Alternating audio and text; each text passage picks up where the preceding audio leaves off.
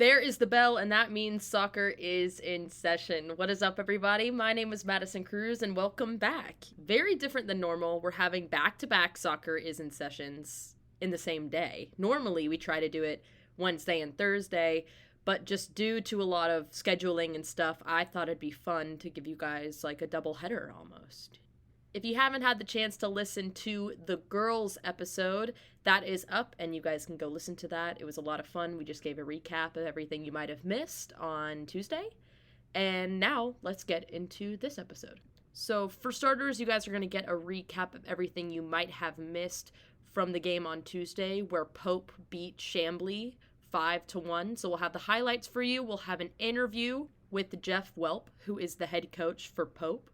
And then we're going to give you guys a quick preview on what you guys can expect for SDH's Game of the Week, or multiple Game of the Weeks. Tomorrow, me and John will be at Johnson High School for the Hall County, Whitfield County Showcase. The first game, which will start at 5:30, is going to be East Hall versus Northwest Whitfield. And then immediately after that is going to be Johnson versus Dalton. And I had the chance to talk to East Hall High School's head coach Chris Henry before the match, as well as head coach of Johnson High School, Frank Zamora. But before we get into all of that, a quick word from our sponsor at Kaiser Permanente. Soccer is in Session is presented by Kaiser Permanente. Live well and thrive. Let Kaiser Permanente take care of the rest. Alrighty, so let's get right into it. So first of all, I'm going to show you guys the highlights from Pope's 5-1 victory over Chamblee. And then after the match, I had the opportunity to talk to Jeff Welp, who is the head coach for Pope, after the victory, and more about what we can expect from their season going forward. Live from North DeKalb Stadium in Chamblee, Georgia, it is Game 2 of the doubleheader tonight here at North DeKalb Stadium, where it is, this time, the boys' side. Chamblee going up against the Greyhounds of Pope. Alongside Madison Crews, I'm John Nelson. Maddie, what are you hunting for in this one after we saw the girls' match early on? Ooh, I'm excited. It was a fun one. You know, the Star Mills girls beat Chamblee 3-1 for the girls. And with the boys, it's a different opponent, but I'm really excited. I think it's going to be a very cool dynamic thing. You have two different formations coming into it, so how that's going to mesh together, it's going to be a lot of fun to watch. Well, we are now underway, and it is Chamblee with an early header, and the work by Will Lynham, the junior, forcing Matt Nels into some quick work. Chamblee in their dress blues, blue middles and white sleeves on the jerseys, blue shorts and pick your shoes, and on the flip side for the visitors, the Greyhounds of Pope, they are in their road whites, white jerseys, white shorts, white socks, and pick your shoes. Chamblee, they will be going from left to right as you picture the match in your mind's eye here in the first 40 minutes from North DeKalb, and Pope will be going from right to left.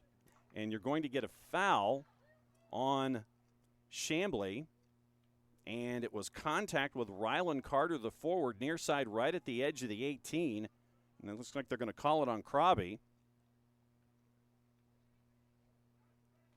Got to see that whole play develop. It was Carter and Krabby coming up to the sitter. Krabby, it looked like Krabby got the ball, but I guess he got nicked on that side. So ref on that far left side saw it better than we did, so it's a PK. Yeah, so center ref calls it inside the 18, so it's going to be a PK chance here for Pope.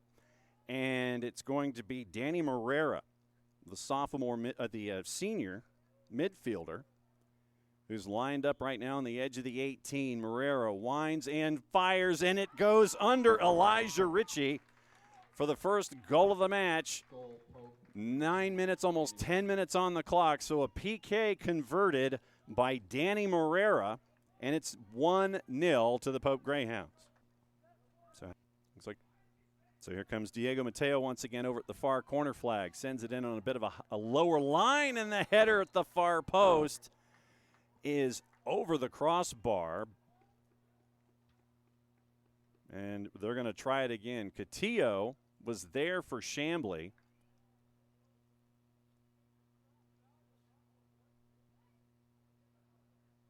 It looks like we're getting another PK. Get another PK here. Okay.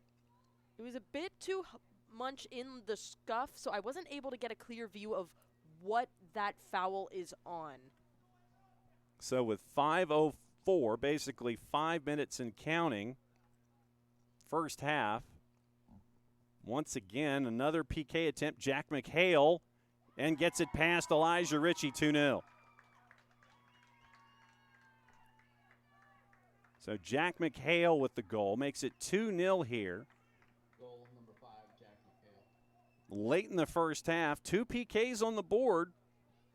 One 9:52 in and one with 5 minutes to go in the first half. Both have made it into the back of the net past Elijah Ritchie, and the Greyhounds lead 2-0. Grant Wood putting in a lot of minutes here in the first 40, and he will just send it center circle, and that'll do it for the first 40. Coming back quickly, here comes Pope down the right-hand side. Mateo, edge of the 18, cuts it back to his left. He'll want to fire. Thought about it, got to the edge of the D, sends it into the middle and in. Diego Mateo found Otis Hearn, and Otis Hearn from maybe 12 puts it in the back of the net past Elijah Ritchie. 2:53 into the second half, and it's 3-0. Diego Mateo had it at the edge of the 18, cut it in a little more, got to the edge of the D, saw the little window that was there. Speaking of windows, here's a chance for Chamblee, and Zeke Edwards right on, spilled it in. Couldn't quite hang on to it, Matt Nels. Convenient hop, and back comes Chamblee. And Travis Connor, one of the 2 co-captains for Chamblee at 36:44. So 3:16 in, so literally 23 seconds, we go from 2-0 to 3-0 to 3-1. 2 goals, 23 seconds. Travis Connor with the goal. The first goal scored this season by the Chamblee Bulldogs, and we're now 3-1, back to a two-goal game. A great run from Zeke Edwards on the left side to try and knock it in. Nels had the ball in his hand, wasn't just able to control it, and that got knocked out, allowing Travis Connor to knock it right in the back of the net. Hard shot by Zeke Edwards. Hard to handle, really, by Nels. And this game has just hit 5th gear all of a sudden. And looks like they're going to call Edwards for the foul with Lanier down on the turf. McHale goes all the way from left to right. Pass looking for Pedro Fortes. And bounced off the ball. It's one of the Chamblee players over on the far side. Cotillo will now throw it in. Chested down by Travis Connor. His pass intercepted at center line. Chipped now over the top once again. Sam Florence. Hands are down and in the back of the net at 6:10. All of that work by Diego Mateo finally gets a goal on the board for him, and it's now 4-1 to the Pope Greyhounds.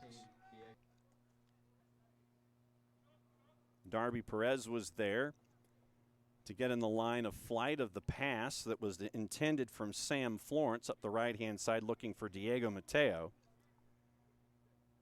So coming up on 100 seconds, it'll be Hans Lanier up the right-hand side. He finds Rylan Carter. Carter with the cutback. Deflected once. Second chance here. Big left into the back of the net for goal number 5. And for the Greyhounds, they've hit 5 on the board with 91 seconds to go. So Koken and Redmond on the left-hand side causing problems for Chamblee as we're now under 20 seconds. And a big night for the Pope Greyhounds on the road here at North DeKalb Stadium in Chamblee, taking on the Bulldogs under 10 seconds. And the Greyhounds, 2 in the first half, 3 in the second half. Dominant performance in a big offensive effort tonight in a 5-1 win over the Chamblee Bulldogs.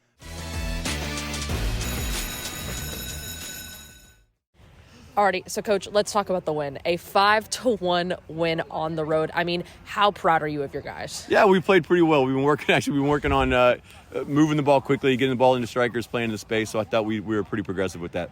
Diego Mateo was a huge force with that. How impressive has he been throughout the beginning parts of this season? He's good. He obviously likes to come inside on that left foot, and he created a lot of problems, I thought, for them. And let's also talk about your goalkeeper, Nels. I mean, he had phenomenal saves here today from a very offensive The one side. at the end was really nice. He really stretched out. That was good. He got our man of the match for that. Absolutely. And now going ahead for the rest of the season, what are you hoping to take from this game to help improve for the rest of the season? Well, we got region play next week, and I think we have the toughest region in 5A, 6A, or 7A. So we have Sprayberry and Johns Creek all in that 1 week. So hopefully a little bit of confidence with this, and then we can learn a little bit. We were a little vulnerable a couple times on the counterattack, so maybe we'll work on that and then get ready for next week. Awesome. Well, thank you, Coach. Now, moving along to this Friday, the game of the week, it is the Hall County, Whitfield County Showcase. And I had the opportunity to talk to Chris Henry, who is the head coach for East Hall High School boys soccer. We talked a lot about how their season is going so far, and we also talked about how huge the showcase is going to be, especially with the atmosphere. So without further ado, here is my interview with head coach Chris Henry. Alrighty, so first of all, Coach Henry, thank you so much again. Really exciting that we get to do this game with you. So let's just go ahead and talk about the season as a whole for right now. What have been some of the things you've noticed in this season leading up to this match? First off, thanks for having me on. This season so far, we've started off well. We're 3-1 on the season, but it hasn't really felt like we've reached our potential or even close to it yet. We played a lot of close games against some pretty good teams, but we know that tomorrow night against Northwest Whitfield will be certainly a potential playoff matchup that we could potentially see in the second round. And it's a team that we're somewhat familiar with, having played them in the playoffs 2 years ago. So I'm pleased with where we are right now. We dropped a region game to Walnut Grove on Tuesday night, which was hopefully a wake-up call for us. That they've done a really good job with their program, and we just flat out did not play well. We didn't deserve to win, and so we're looking to bounce back from that. And you obviously mentioned that loss, that 2-4 loss. Going into this matchup against Northwest Whitfield, what needs to be done in order to block that game out and focus ahead on that matchup tomorrow? We've just got to completely turn the page. I mean, we've gone back and looked at film, and it just was not good. And, so we're working to correct some of those things in the short amount of time that we have. We know that the opponent that we have in Northwest Whitfield is one that is going to be extremely talented. They're well coached. They've had a lot of success in the postseason over the past 6-7 years, maybe even longer than that. So we know that we'll have our hands full, but at the same time, we also expect to play deep into the playoffs. We expect to play in these types of games and play well. So I think that our guys will enjoy that moment. They like playing in these types of atmospheres and these types of games, and it's exactly what we need to really gauge where we are at this point in the season as we look towards the rest of the region schedule and into what the playoffs may hold. Absolutely. And we talked a bit about it before we started recording, but the matchup in itself, it's going to be played at Johnson High School, but a huge atmosphere of a game. There's going to be a lot of people there. Are your guys excited about playing in that atmosphere? They are. We have a lot of good local rivalries here as it is. And so this one's a little bit unique in the fact that it's at Johnson High School, but it's not us playing Johnson. It's us versus Northwest Whitfield, Johnson versus Dalton. All four have good fan bases. They have a lot of passion for soccer and a lot of success within those programs. And obviously Johnson and Dalton, they've had their rivalry going for quite some time now. I know going all the way back to 2013-14, when they met in the state championship game then. They seem to have crossed paths many times, in the playoffs, and then they've continued that into making it kind of a yearly thing. And so in talking with Coach Zamora over at Johnson, we're very close off the field. We coach together at Johnson and have a good relationship. And it's something that we've been wanting to kind of plan over the past couple of years, to not only have the competitive games, but to kind of showcase the talent that each of our two communities have here in Gainesville, as well as the Dalton area and Whitfield County. We see a lot of similarities in our areas and the soccer that's played between those two areas. And, this is just year one of it. We would like to see it continue to grow. But it's something that we've been looking forward to and trying to really just showcase what our areas have to offer, because outside of the Atlanta area, the Gainesville area and the Dalton area have kind of consistently had success on the state level and produce a lot of really good players that sometimes aren't quite showcased as much because of our proximity, and so we're really excited about being able to showcase what we have to offer here and what they have to offer in their area, in a big night. Absolutely. And speaking of showcasing talent, you have a lot of seniors on your roster. How important are they going to be for the rest of the season, especially with that veteran leadership that they have on the team? Yeah, we do. It's something that we're going to continue to lean on throughout the season. A couple of the guys were guys that started as freshmen. And for those that started as freshmen and played as freshmen, they've got a lot of playoff experience. They've gone to the state championship. They've played in the Final Four, the Elite Eight. And so they have a lot of playoff games under their belt in understanding how to play in those games, how to win those close games. And so it's definitely something that we're going to be relying on throughout the season. We have a lot of seniors, but we also have a handful of younger kids that we're starting to rely on early in the season. We've played 5 or 6 freshmen and have 3 or 4 that are playing really good minutes. So it's kind of a nice blend of a lot of older guys with experience, but also being able to mix in these younger guys and get them the experience as freshmen to kind of set us up for the future as well. Absolutely. And you mentioned like that bonding, having kind of the younger players as well as the older players. How has that been on the field as well as off the field? It's been great. These freshmen that I have, they're very confident. As a freshman stepping into a program, a lot of times it can be intimidating, but these guys have embraced it, and I don't think that they understand that there's a 3-year gap between them and some of the other guys. They go toe to toe with the older guys as if they're the same age. And so it's been really good to see them come in and have that confidence and be able to step on the field and not necessarily see those freshman nerves that a lot of times you see.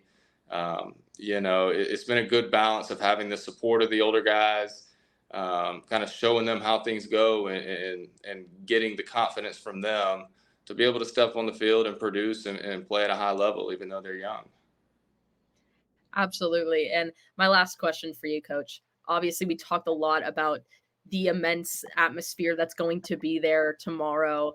But what needs to be done on your side in order to see a win against Northwest Whitfield tomorrow? For us so far in the season, we're giving up too many goals.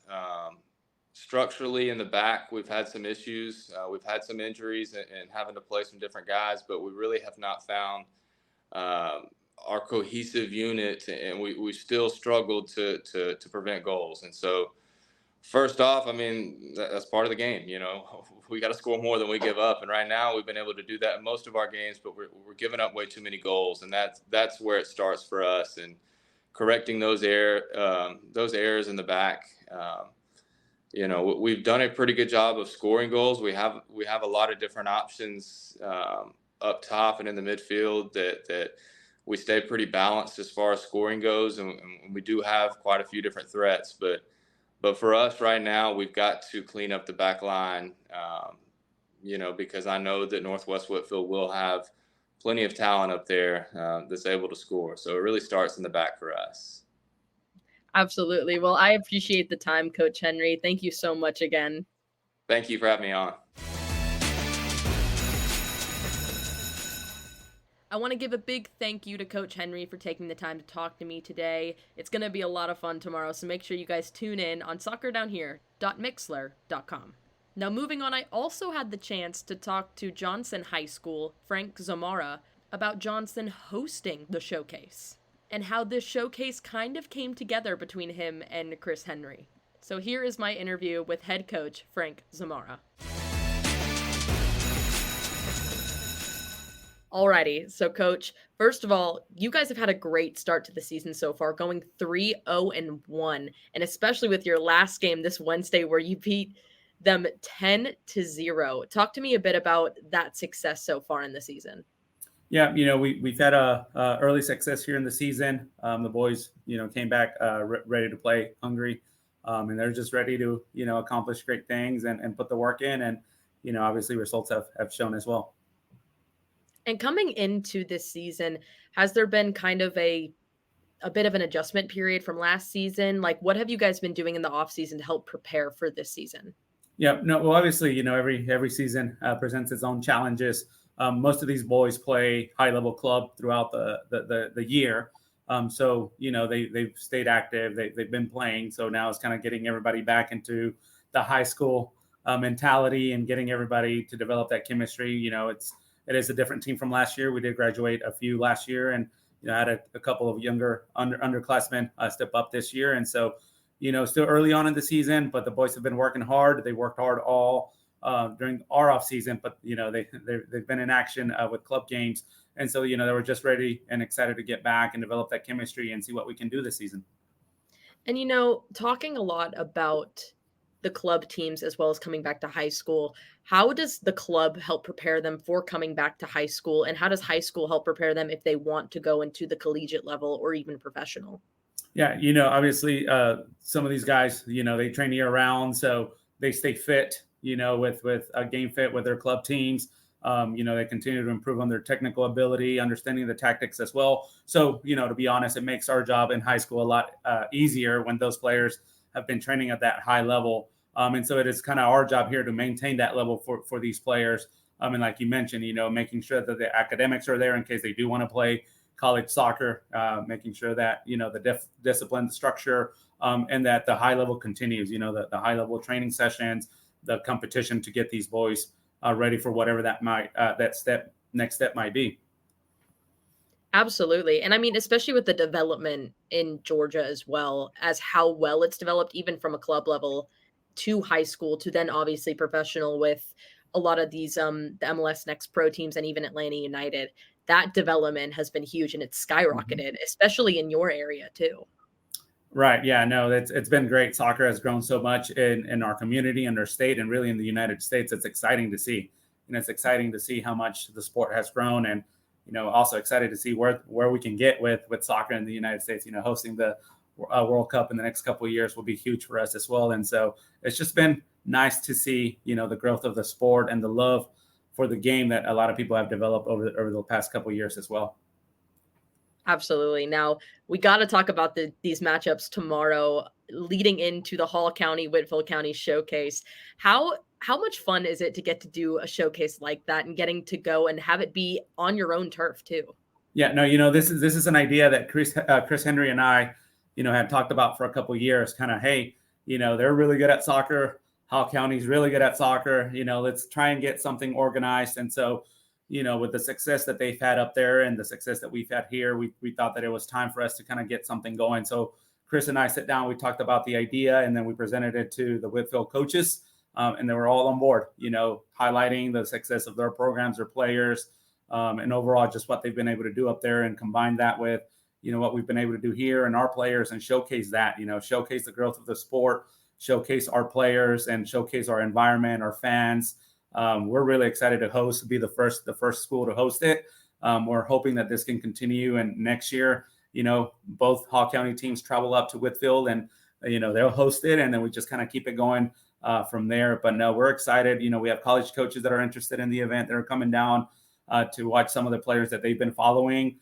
Community buzz is great right now. Everybody's talking about the games, the showcase. We'll have food, music. It's going to be a complete football fiesta down here for sure. It's going to be really fun. I know me and John are excited about going up there and getting to see such high level soccer, especially at a high school level. We're very excited about it. And also too, I mean, it's going to be a huge atmosphere, as you mentioned. How excited are your boys to play in something like this? Yeah, no, they're really excited. They've been talking about it for a few weeks, but I have to remind them it's one game at a time. And so finally it's here. Thankfully we were able to host big games like this every year. So some of these older upperclassmen, they're used to the environment, and you know how it is. They're teenage boys, so they get hyped, they get excited playing in front of their classmates, in front of their families, and in front of the community. So you can imagine the excitement that they're feeling, and they're just ready to take the field. To be honest with you, they would play today if it was up to them. Absolutely. And my last question for you, Coach, obviously getting a bit more back to the match you'll face off against Dalton. How have you guys been preparing this week leading up to that game to be ready to face them? Yeah, they're a very good school, very good program. We've been watching film on them, kind of trying to scout them and trying to adapt our tactics a little bit. We did have a region game on Tuesday that we had to get through. But again, just working hard and making sure that we're focused, locked in for the match. And, we expect a good physical match, and we're excited for the challenge. It's definitely going to be a good test for us early on in the season. Absolutely. Well, thank you so much again, Coach, for taking the time to talk to me. I really appreciate it. And we're excited to get up there tomorrow. It's going to be a lot of fun. Yep. Well, we're happy you guys are coming, and we're excited to host.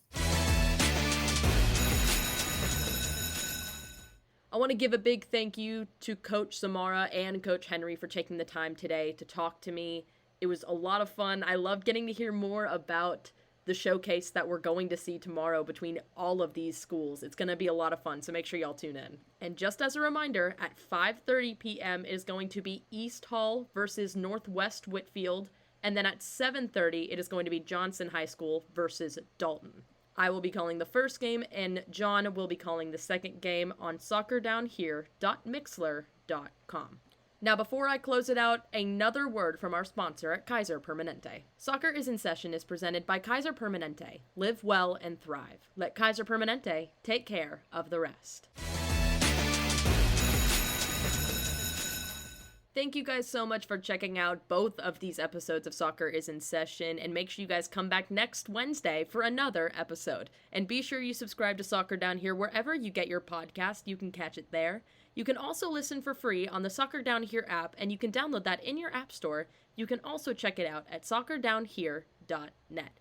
Thank you so much for hanging out with me, and I'll see you guys next week.